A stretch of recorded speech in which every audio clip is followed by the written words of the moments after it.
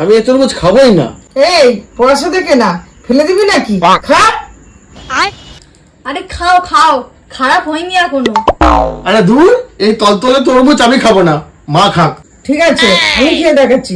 পয়সা দিয়ে জিনিস কিনে ফেলে দেওয়া হবে?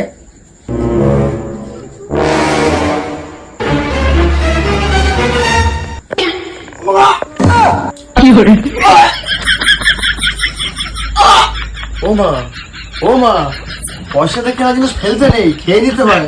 খাও খাও খাও খাও খাও, আরো বেশি করে এটাও খাও।